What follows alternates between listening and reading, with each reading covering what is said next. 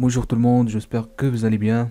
Je vais commencer ma session de trading un petit peu tôt, la session européenne, l'instrument SP500. Je vais essayer de faire ou bien de voir s'il y a des opportunités à prendre.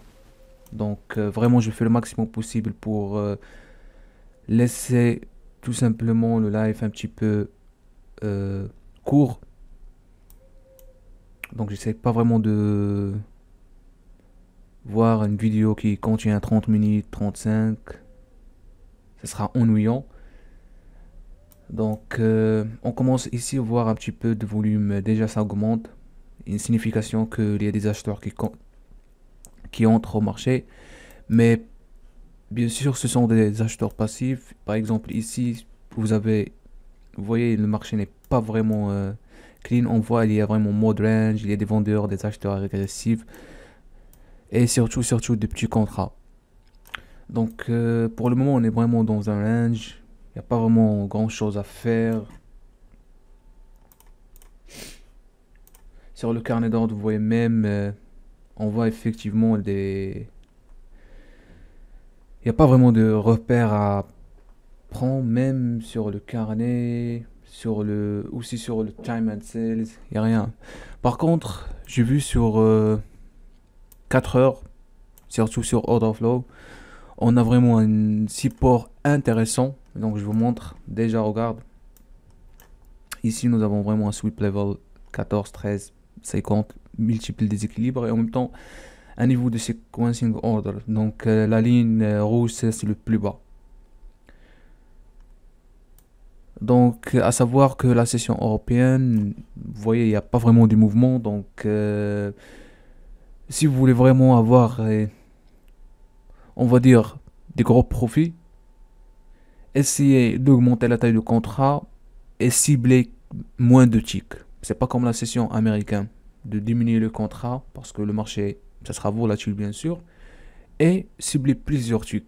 D'accord? Parce que la session américaine, on voit vraiment des mouvements larges. C'est pas comme la session européenne. Et en même temps, réduire en même temps l'unité de temps. Par exemple, si vous tradez la session américaine à 10 minutes, 15 heures, à 15 minutes, vous pouvez trader 1 minute, 30 secondes. D'accord? Parce que vous ciblez les petits mouvements. Donc pour le moment, je peux rien faire, honnêtement, parce que le marché est en mode range. Mais j'essaie vraiment de voir s'il y a des opportunités. Donc il n'y a pas vraiment grand chose et on est déjà à 3 minutes. Donc ce que je vais faire, j'arrête un petit peu la vidéo et on se revoit encore. Rebonjour mes chers traders. Alors, toujours sur le même range. Donc j'ai passé à peu près 5 minutes à voir, mais toujours on est au même niveau, d'accord, de prix. Donc je vais pas vraiment être excité ou bien je vais pas vraiment juste trader pour trader. Non, j'attends vraiment le bon moment pour exécuter. À savoir que je dépends vraiment de plusieurs configurations de trading, surtout la session américaine. La session européenne, il y en a vraiment des configurations pas mal. Par exemple, on voit Delta Chills, on voit vraiment Bulge lorsqu'on a un big order à la tête de la bougie. Donc il y a pas mal de configurations, d'évolution aussi de points de contrôle, boxline short. Donc franchement, c'est selon mon expérience, je trouve ces configurations se répètent toujours sur la session européenne. Là, par exemple, on voit l'indicateur price rejection. Donc,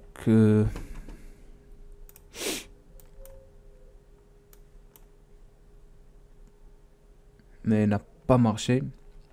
Donc, par exemple, regarde ici la taille de contrat. Ça, c'est très important. Le point de contrôle 125, ok, 59. Donc, ce que je vais faire, je vais exécuter. Je mets mon stop loss derrière ce niveau-là. Pas mal. On est déjà en train d'attendre. Price rejection, ok, 5.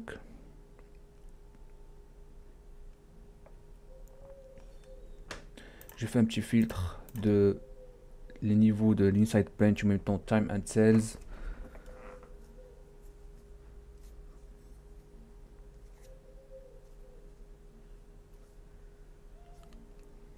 Ok, donc je m'exécute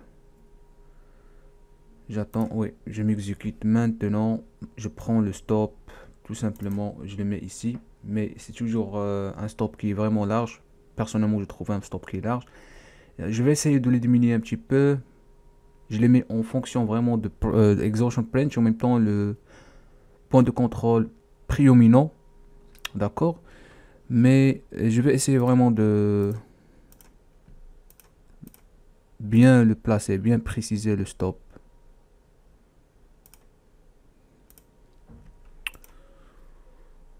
Donc pour le moment on est bien.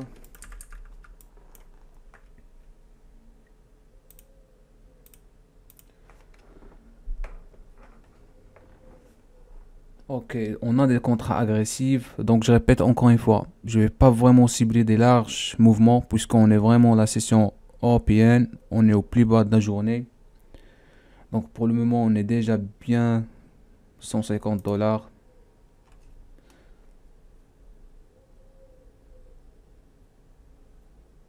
14 contrats, c'est un ordre déjà déséquilibre de vente. Donc le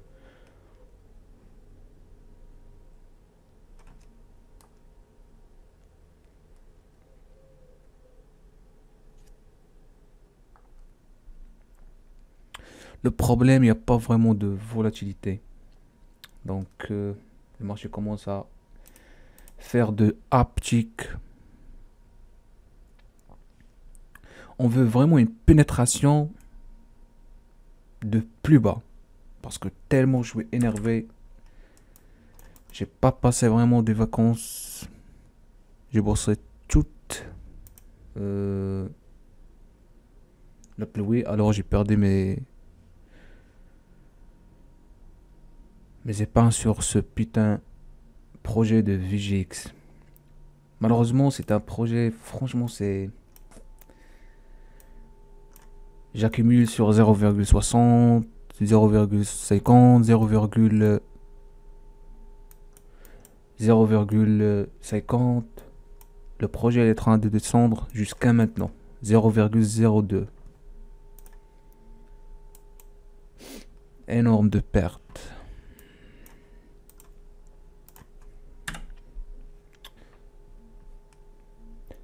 Donc pour le moment on est bien 45 déséquilibres de vente déjà par rapport à 2.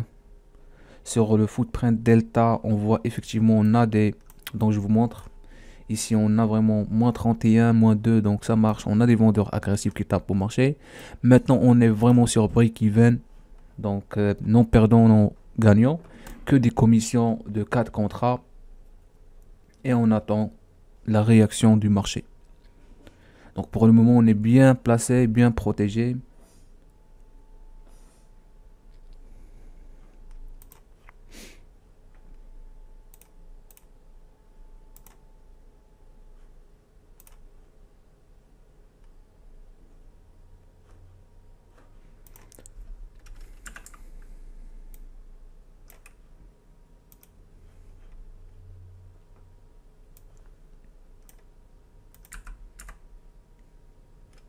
Déjà, on joue sur une zone qui est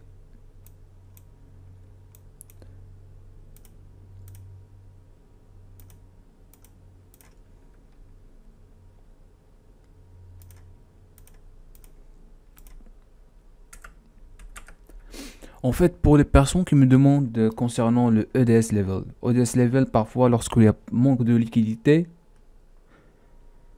vous allez voir des barres comme ça. D'accord? Des petits barres. Donc, tout simplement, il y a un autre indicateur de profondeur ou bien comme EDS level dans laquelle vous pouvez tout simplement le remplacer. Donc, je vous montre, par exemple, là. Là, vous avez profondeur du marché qui montre aussi les niveaux de liquidité importants, d'accord? Par exemple, ici, on voit 118, 138, 116, ok? Donc, c'est à peu près la même chose. Donc, ça, ce sont vraiment des niveaux importants. Et en même temps, ici, vous pouvez le paramétrer en fonction de ce que vous voulez.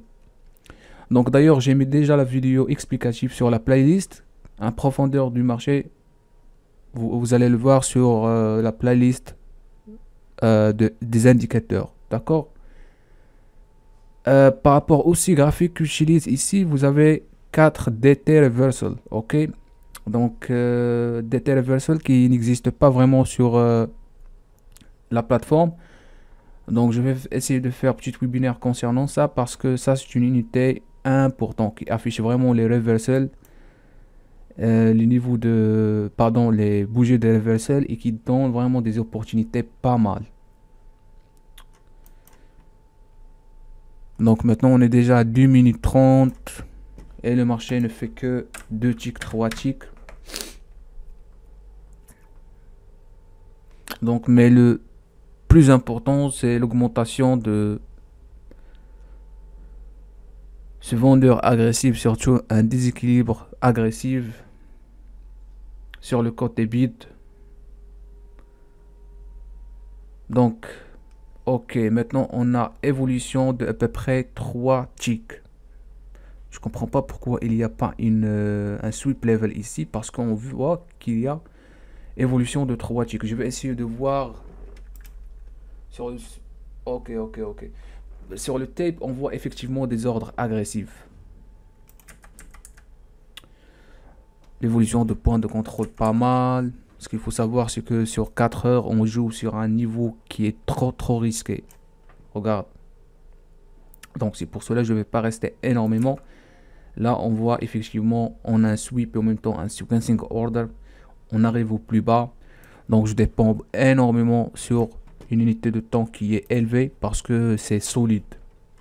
On est maintenant à 300 $. 5 contrats exécutés sur plus de 5619. J'attends encore et comme ça je vais essayer de couper le trade. Donc j'attends un petit peu. On est maintenant à 250 $.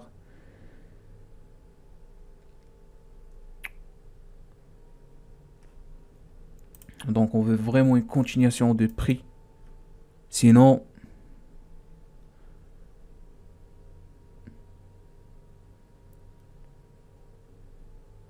donc 14 sur le carnet d'ordre, 14 contre, ok, contre 3.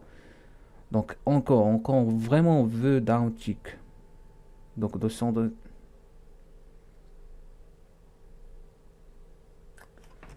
Je vais essayer de faire un petit filtre. Et on verra un petit peu. On commence à voir effectivement une augmentation de delta. Donc c'est vraiment intéressant.